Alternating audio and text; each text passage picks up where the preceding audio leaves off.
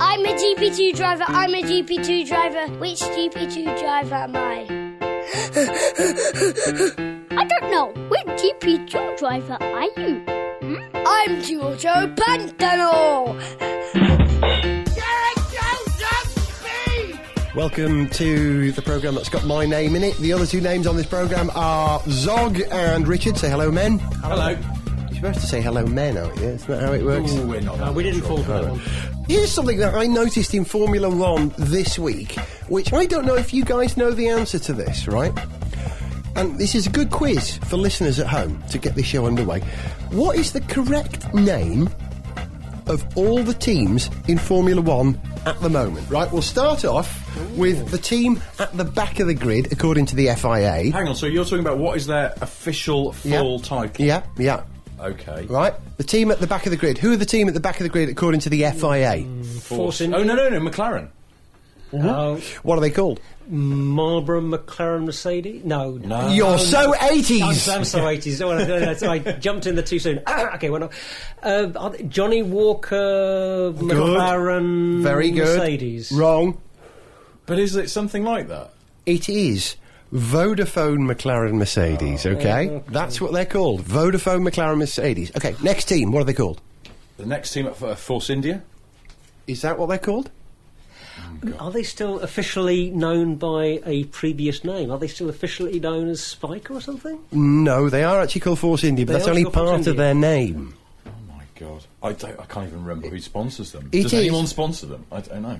Well, Yeah, they've Kingfisher are the big Of course sponsors they are, on the of course they are, car, of course they are, but okay. they're not called Kingfisher Force India. They're called Force India F1 Team. No, what team is part of it? Yeah, catchy, huh? well, but Two of those things are unnecessary because by implication they're an F1 team. okay, but on this note, in the first place, Scuderia is a part of the Ferrari that's name. true, yes, and yeah. also, something that always bugs me about James Allen's commentary, he always seems... Everything?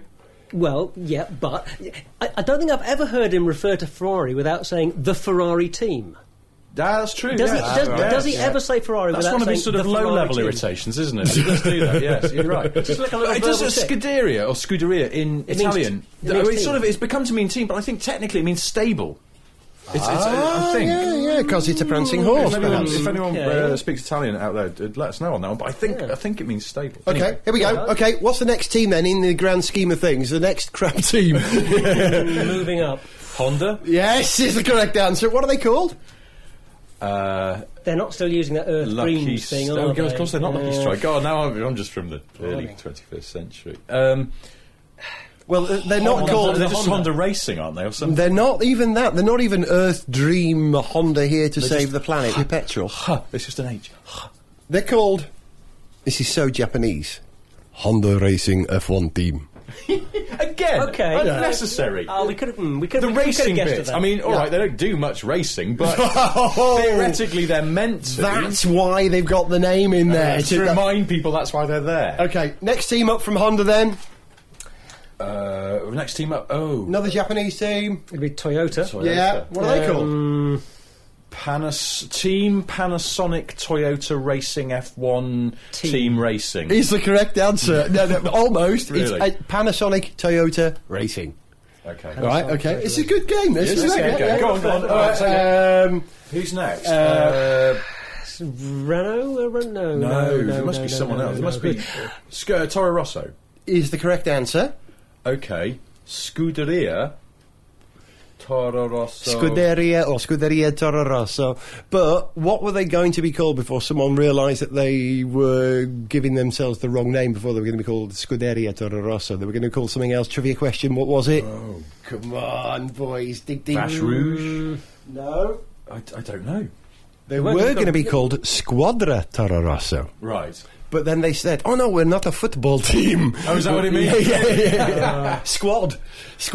But the Spiker are the Squadra Spiker, aren't they? Spiker Racing Squad, which I think is a great name for a team that only the Dutch would call them. Squad's quite a good word. Squad. Squad. We are the on-speed squad. So they're called Scuderia Toro Rosso. Is that Yeah, right? yeah, very good. Okay, next one, the cousins of Toro Rosso. Well, Red Red Bull. Bull, but is it Red Bull Racing? is the correct answer, Red Bull Racing. But what is the name of the firm which straddles Toro Rosso and Red Bull? They provide the designs for both teams. You provide the design? Yeah. The Hyperactive Design Bureau. It's called Red Bull Technology. Oh, right. And if you look in the back of Autosport, you see an advert every now and again for Red Bull Technology, not Red Bull Racing. And it's defined, instead of having a Red Bull, it's got a kind of metallic metal bull. You look, right? Okay, good. And so, Red Bull Racing, what's next? What are yours, Zog? Well, I'm thinking next up the grid... Renault, is not Renault, no. Not BMW. Not BMW. They're too far up. Who's left? Williams it is. Williams, what are Williams called? Now, this is the one that got my attention. What are Williams really called? This is why this whole thing is interesting. Something Williams, RBS. Toyota, there are initials. I think there are initials. RBS, Toyota, Williams, F1 Limited, or something like that. I don't know. The car is a Williams Toyota. Right. The team, okay, and this is the shocker, the team is called AT&T Williams F1. And I say Williams F1 because the F1 is butted up against the word Williams without a space. Like Duran Duran did in the 90s. Without a gap. They got rid of the space. It really helped them, didn't it? Yeah. But the point is... Well, they did actually, because they did Ordinary World. Oh, what a great song. Great song. Steady, boy, steady. But the point is, they're called AT&T Williams F1. Now, AT&T are the title sponsors of Williams. Hands up, all the listeners and us, if you realise that was the case. AT&T aren't getting value for money, are they, out of their team? No, I mean, I think I'm still thinking of Infineon, maybe, associated with Williams. I wasn't paying attention when you said it. So is it AT&T Williams Toyota or just Williams? The team is AT&T Williams F1. So what you're saying is that, say, McLaren have incorporated Mercedes into their whole team name, not just the car. The car is Yeah, that's right, because Mercedes own part of McLaren. Yeah. But Williams remain independent and pay for their engine. No, do they pay for their engines? I think they do pay for their engines from Toyota, and that's why. That's the key. Okay, so we've got three other teams. You've mentioned one of them already. Renault. Finally, Renault. Yep. Yeah. What are they called? ING Renault F1. Team. ING Renault F1 team. And it's great that you didn't struggle to get that, because ING did this survey recently and they realised that the perception of ING has rocketed like 900% since they've been in Formula 1 with Renault. And it works. You look at that car now, it looks like a licorice all sort, but you say ING, although most people call it ING. Okay, so... Two more teams. Scuderia, Ferrari... Not yet. They're the top team. There's one more team to go. Well, that's... BMW. Yeah. What are they called? Are they BMW? They're BMW Sauber. Yes. Are they not? Yes. BMW Sauber Racing? No. BMW Sauber F1. Is absolutely their correct and utter perfect name. BMW Sauber F1. No racing, no team, just BMW Sauber F1. Functional. Yep. Which leaves the top team... Ferrari. Scuderia, Ferrari, Marlboro? Or just well done, Zog, in one. Yeah, and that's the interesting thing, because although Marlboro doesn't appear anywhere on the car, the team is still called Scuderia Ferrari Marlboro, and the way that they work is that the cars appear, I believe, on the fag packets, but the fag packets don't appear on the cars. Clever, eh? So as cigarettes advertising gets more and more stringent, but they're allowed to call the team after a cigarette manufacturer, they could start calling themselves Scuderia Marlboro Smoke Fags. Absolutely, yeah, that works for me.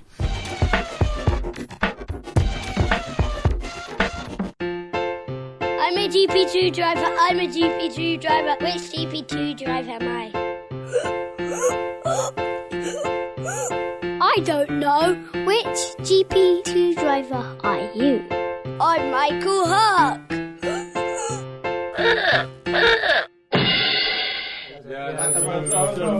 and gentlemen, welcome to the presentation of the latest model from BMW Mini. We have been studying with great interest the new models from our rivals at Alfa Romeo, and in particular their decision to name their new model Mito, because it was designed in Milan and to be built in Torino. Mito, you see, very logical, very move. We like this idea very, very much. Therefore, I now present to you our latest Mini model. the first work from our new British styling office in the Derbyshire town of Bolsover. And it will be built in our plant in Oxford. Damen und Herren, the new Mini Bollocks. Why are you laughing? Dad, face the crowd. New on Quantex Records. Now, this is what we call songs about Max Mosley, Volume 4. Featuring MC Maestro versus DJ Turbo Rag with Take It to the Max. His English is impeccable, his German has no cracks. Communication skills are not what he lacks. He'll take it to the max. Take it to the max, max. Mosley's mostly in control, let's face facts. Maximum management, what Max has, he'll take it to the max. Take it to the max. Takes no shit from journalists, he's hacked up with the hacks. He'll be in charge eternally, he'll take it to the max. Take it to the max. Take it to the max. Don't film him with a mobile, or bug his phone or fax. He won't treat you like a Nazi nubile. Take it to the max. Take it to the max, Mosley. Max, And Mosley, Billy Blank's Max, Nothing Mosley. Compares. Oh, there's nothing funny about roleplay when the role you play is sticking sleeves as prostitutes and the news of the world both bring you to your knees. Oh, the life of the president of the FIA is tough and sometimes fraught, but nothing compares to the shame of getting caught and ending up in court. Yes, nothing compares to the shame of getting caught and ending up in court. You can't sack me from the Pit Stop Boys. Slap me on the bottom and call me sexy. Slap me on the bottom but don't say I'm Nazi. Slap me on the bottom and call me sexy. Slap me on the bottom but don't say I'm Nazi. You can't sack me. I'm Max Mosley. Strangely slippery, so screw you, Bernie.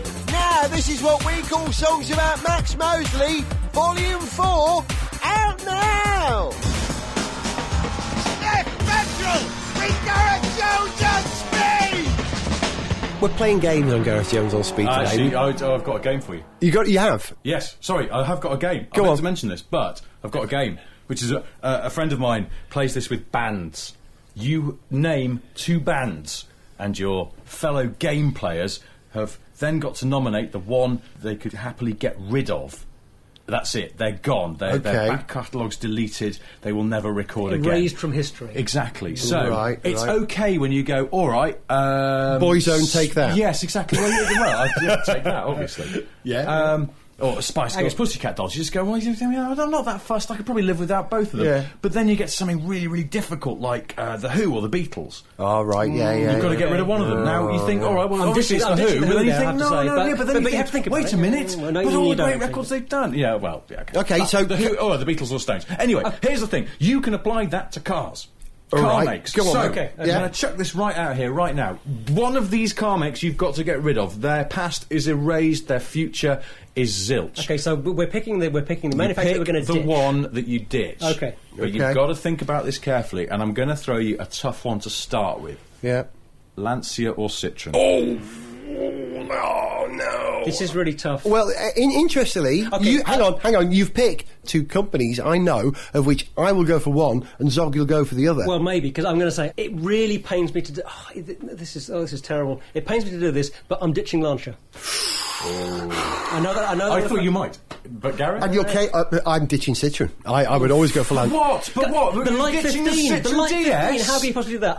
The SM? For me, it's the. I'm ditching those gears that Citroen came up with, those beveled gears which give us synchromesh or whatever it is that Citroen came up with. The Eiffel Tower with a company name written on it, and that weirdly splodgy lettering that always the looks Light made 15. up. the 2CV, you're mad. I'm ditching Citroen because of the travesty that was the XM, which should have been a great car, but that was a pile but of you see, what you're DOS. doing then is also... Yeah, but- what you're now keeping is the new Delta, which, let's face it, is just a fat Fiat Bravo, and you're throwing away the new C5, which looks But I quite am nice. keeping the Lancia HPE, and I'm keeping the Delta Integrale. And the 037 and the Fulvia. And there are many wonderful Lancias for sure. Yeah. But if you're going to bang on about some of the horrors that Citroen have unearthed on us, Lancia have screwed it up a few times as well. I'm sorry about the Beta, by the way. Yeah. Yeah. Well, also, I see your Dedra. I was going to see the way around, because I was going to say you may see the Citroen ZX, which wasn't a bad car, but I'll raise you the Dedra, which was. Yeah, there you go. I'd love to bring the dashboard of the Trevi in as defence, but unfortunately the design of the rear of the Trevi, even though it was, I think, a Bertoni, was not one of his greatest. Hang on, I'm dissing my favourite car company. I think what you're saying, Gareth, is I'm right, really. Well, because as a casting vote, I would probably side with Zog. It pains me, because I do love... there's a lot of Lancias that I love, but just think about it. If we got rid of Lancia, world supplies of Alcantara would increase significantly. We'd all be able to wear Alcantara trousers and stuff. It'd be great.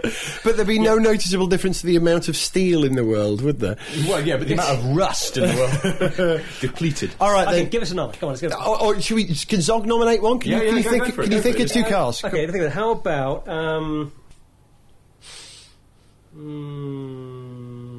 how about Ford or General Motors? Oh, that's good. That's good. That's a heavyweight one. That's good. That's plenty. Richard, you go first. Go on. It's difficult. I mean, if you'd sort of just said simply in the UK, Ford or Vauxhall, Think globally. that's harder. I'm still going to get rid.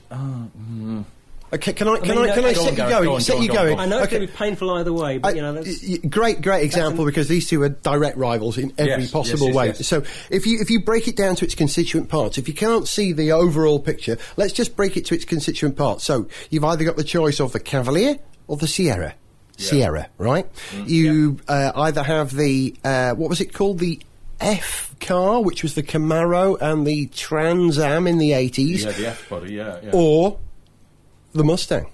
Yeah, but the Mustang in the 80s was a bit cack, basically. The one that was in Charlie's Angels was the You see, you bring it up to disappointment, date now. You're going to erase their future as well. You've got the current Mustang, which is, technically a bit rubbish, but charismatic beyond belief. Parts in the right and place. They've got a facelift one coming next year, I think, which is Peter Horbury, the Ford chief designer, is already saying is going to look great. Of course he would, that's his job. But then GM have got the Camaro coming, the new Camaro, which looks terrific. But it's more old school than it needs to be, don't you think? Not the Camaro, because the Camaro is based on my car, the VXR8. Ah, of course it is. Which is not the last word of sophistication, but it's definitely a step on from the Mustang, not least because it doesn't have a live rear axle, so it could drive quite well. All right, okay, so Fiesta, Nova? I don't think there's any point at which the Fiesta has lost out to the Nova / Corsa, because even now, the Corsa's quite a good little car. But the Fiesta's always been all right, and now there's that new one coming, which if it drives as well as it looks, well, goodbye GM. Okay, all right. But then you think about Harley Earl. Now we're erasing their past. Harley Earl at GM, one of the most influential car designers, invented the concept car and things like that. GM did all this stuff. Cadillac, fantastic 50s Cadillacs. Elements of it do cancel each other out. Oldsmobile or Mercury. What's the point? Yes. Either could go. but you've got things like, you're right. You're going to lose the big fin, the '59 Caddies. Yeah. But I think the thinking man's classic American car from that decade of 50s and 60s decades, I give you the Lincoln Continental. Which one? The back doors, the big one, the one the 7, Mark 7. Yeah, beautiful car. Not going for a muscle car, not going for a big. We're talking muscle cars. I think GM's got the hop on Ford. Yeah, because Ford did not have, by dint of GM having much more breadth with Pontiac and Chevy and old Buick. GM had the iconic muscle cars. Ford really only had the Corvette. Geo. Just when the Corvette's getting really good and there's that new ZR1 coming out and everything. But it's difficult. I've given I think I've given you too much to think about here. All right, Zog has to rule on this because you ruled on the last one. Well, no, because I don't know. You haven't made up our mind yet. Neither of you have picked yet. You're still watching. I think I'm gonna be blinkered. I'm gonna base it on what we see in Europe, how it's going to affect my everyday life. GM's gone. Okay. We will miss Adam Opel and his family. Okay, to wrap this up then, I get to do one, right? And Hang on, you haven't decided. okay, I'm sorry, I'm going to decide.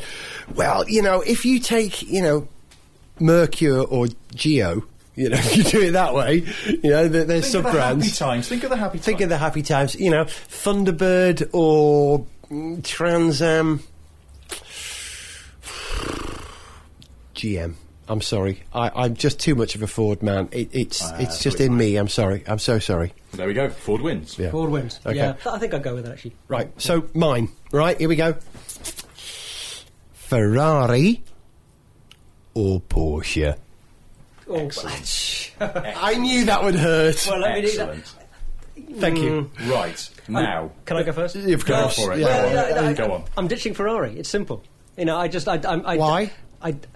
I love Porsche too much. In the first place, Porsche has an extraordinary record of being a wonderfully focused manufacturer of sports cars. They've been really the only manufacturer that's been able to build a business on just building sports cars, and they've managed to ride a line between, on the one hand being a dedicated manufacturer of a specialist and very pure product, which they refine and refine and refine, rather than producing endless marketing-led designs.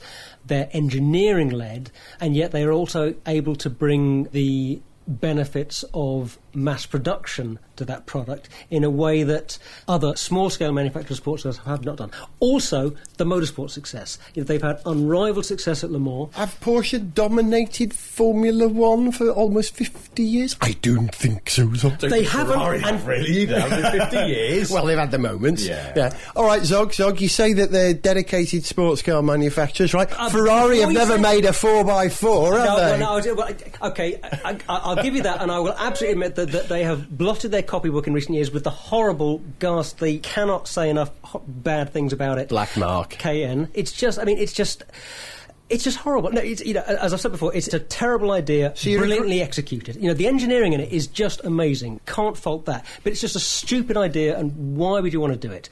And if you're going to say Ferrari have never built a 4x4, no, they haven't. But they have stuck their badge on any cheap bit of tat that you can sell. So there we go. What, you're talking about what well, like the marketing. Baseball caps. I take your point. Ferrari's a brand yeah. rather than a car manufacturer now. Right. Okay. Yeah. Okay, well, Richard? Now, Ferrari have that... I take your point there, but they have that passion, that racing history, that singular vision of one man, which I grant you Porsche have as well, but, Porsche is also now a big company that virtually owns Volkswagen. They're more of a corporate entity, I think, than Ferrari. And they never had that passion and that sheer single-minded delight in making the cars that they do. That's the for argument. However... I think that it's depressingly recently that Ferraris have actually been competent cars, and now they are supremely good. This is road cars. For years. Old Enzo, he was getting away with just a big engine in the most low-tech body he could get away with, and that went right up until the 80s. And also, there was nothing sophisticated about Ferraris. There was nothing intelligent about them. Yep. They were getting away with that old passion argument. Oh, it's stirring. Oh, I've suddenly got this desire for some pasta, and I want to start singing opera, and all those dreadful cliches about Italian cars. And ultimately, I think Ferraris are slightly moronic, and now they've got very, very good, but they're driven by ghastly people by and large. And I think Porsche also questionable image at times of the new stuff, but they have an engineering integrity. And when people say, well, they shouldn't put the engine at the back then, well, of course, Porsche were hoisted by their own petard there, because the 928, one of the most gloriously engineered cars in history, and one of the most advanced cars in history, but people didn't really want it. I mean, it was conceived as a 911 replacement, but people wanted to buy 911s. People liked the bloody mindedness. My colleague Richard Hammond once said something brilliant about Porsche. He said the perseverance of the rear engine layout was like if you got out of bed every morning and stubbed your toe on the bedside table, you'd move the bedside table, whereas a Porsche engineer would redesign his foot. It's just that sheer willful silliness, and he'd do it perfectly, and it would be subject to a 1,000,000-mile development programme. So here's the thing. I think Porsches have more integrity, I think they have more future, I think they have more relevance to the future, as well as having a very interesting past. Things like the 959, the 928, I love all that stuff, and I love love Ferraris. Who wouldn't? I mean, if you like cars, you've got to love Ferraris. But I think Ferraris there's an element of smoke and mirrors and of being given an easy ride because of that, the passione stuff, which is ultimately codswallop. So here's the thing. Ferrari, they're gone. Both. Hang on. Both of those manufacturers are flawed. Let's face it. In the 80s, you couldn't drive a Ferrari in second gear for the first half hour until the sump had warmed up, could you, right? And in the 80s, you couldn't drive a 911 without putting it in the hedge. Being pelted by eggs. So you reckon Ferrari are gone? Ferrari are gone, I'm sorry, but they're gone. And I'll tell you another thing. Right, Ferrari do not do contract engineering for other companies. Now, you could say that's because they want to keep the good stuff for themselves. What about the Lancia Thema? Well, all right. 8.32. That's just selling them an engine. That's just giving them an engine. Yeah, the Fiat Dino Coupe was fantastic. Basically, they rang Fiat and went, look, we've got to make 500 of these engines, but we can't be asked to make a car to put it in. You have them. That's the kind of lazy arrogance of Ferrari. They are an arrogant company, and not in that Germanic engineering superbness arrogance, just arrogant because they think they're better than everyone else. They think that basically in Italy there's Ferrari and the Catholic Church, and that's it. They're untouchable. And beautiful though the Dino was, Fiat in the end ended up replacing the original engine with a Fiat engine because it was more reliable, because it worked better. Yes. And another contract engineer that builds cars. Thank you, gentlemen. Another thing about road-going Ferrari, since we're on the relationship between customers and the company. I mean, historically, Enzo Ferrari, passionate about racing. I think this is probably going to go on for another 3 weeks or so. Please enjoy playing that game yourself. We're going away now, and I'll leave you with this thought: Yugo or Proton. Fellas, say goodbye. They've gone. Say goodbye. They've gone. Bye. Yes, goodbye. Yeah, that was the thing. That famously, he knew these arrogant. In fact, that's not all. I'm going to leave you with this piece of music as well. You may recognise it. It's one of our tunes, dancing to the sound of engines, but it's been given a full dance remix by none other than Toby Jarvis. Enjoy, guys, and turn it up. See ya.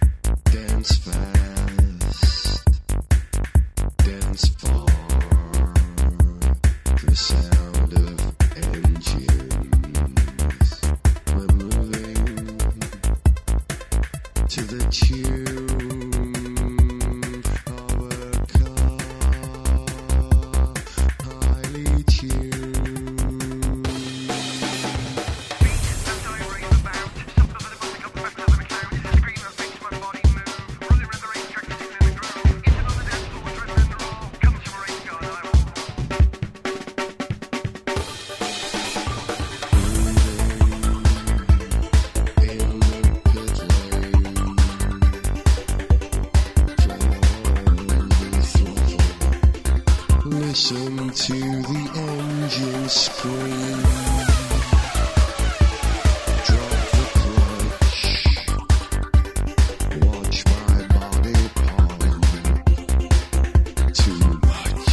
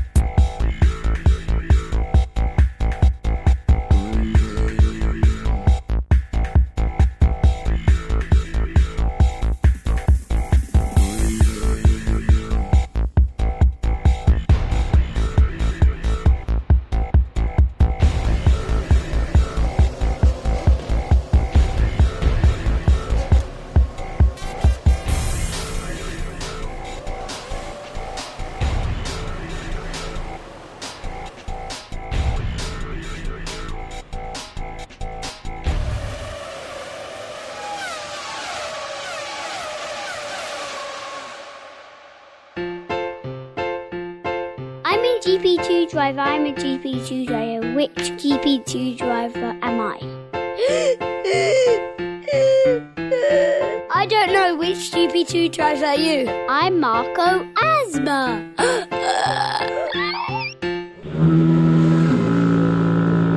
Get more info on this show at garethjones.tv. Write to the show on speed at garethjones.tv or subscribe for free at the iTunes store. Gareth Jones on Speed is made by Whizbang.